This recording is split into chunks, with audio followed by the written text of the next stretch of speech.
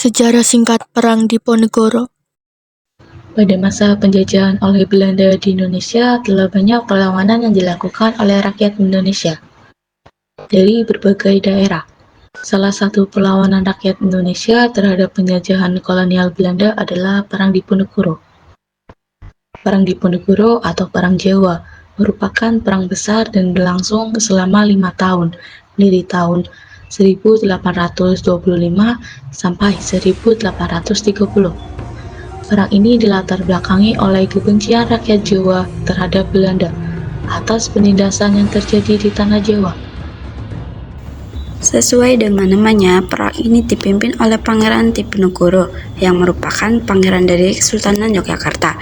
Dalam sejarahnya, sejak kedatangan Marsekal Willem Daendels di Batavia, pengaruh kolonial Belanda semakin tentara di Pulau Jawa, khususnya Keraton Yogyakarta, di mana Daendels mengubah etika dan tata upacara yang menyebabkan terjadinya kebencian dari pihak Keraton Jawa.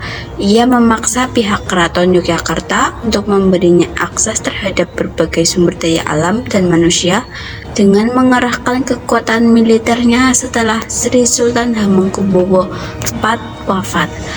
Presiden Yogyakarta John Carl Anthony Hendrik Misser banyak mencampuri urusan kekuasaan keraton, di mana banyak kebijakan sepihak yang dimuruskan olehnya. Saat itu Pangeran Diponegoro yang menjabat sebagai wali raja tidak tahan dengan kehadiran Belanda di Keraton Yogyakarta. Dan akhirnya ia memilih untuk kembali ke kediamannya di Tegalrejo. Mulainya Perang Diponegoro pada pertengahan bulan Mei 1825,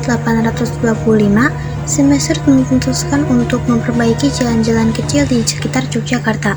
Namun, pembangunan jalan yang awalnya dari Yogyakarta ke Magelang melewati Muntilan dibelokkan melewati Pakar sebelah timur Tegalrejo, dan Belanda memasang patok-patok perbaikan jalan di sepanjang makam leluhur Pangeran Diponegoro.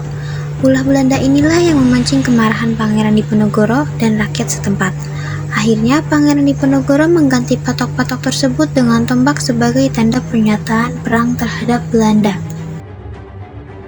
Pangeran Diponegoro melancarkan strategi perang melawan Belanda dan pengepungan tak terlihat.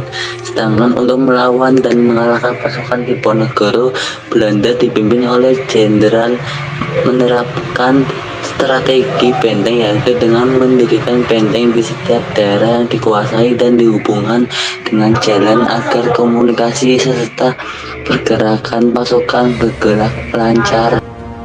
Pada akhirnya, strategi benteng saat ini berhasil memecah pasukan lawan sehingga lebih mudah untuk dikalahkan.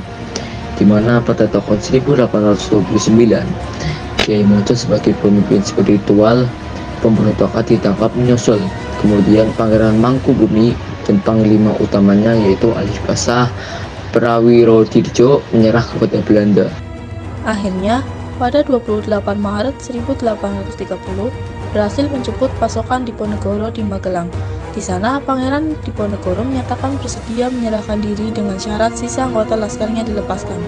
Oleh karena itu, Pangeran Diponegoro ditangkap dan diasingkan ke Manado, lalu dipindahkan ke Makassar. Hingga wafatnya di Benteng Rotterdam pada 8 Januari 1955, Perang Diponegoro merupakan salah satu pertempuran terbesar yang pernah dialami oleh Belanda selama masa pendudukannya di Nusantara.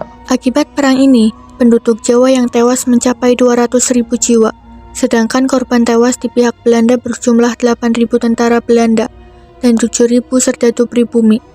Akhir Perang Diponegoro ini menegaskan penguasaan Belanda atas Pulau Jawa.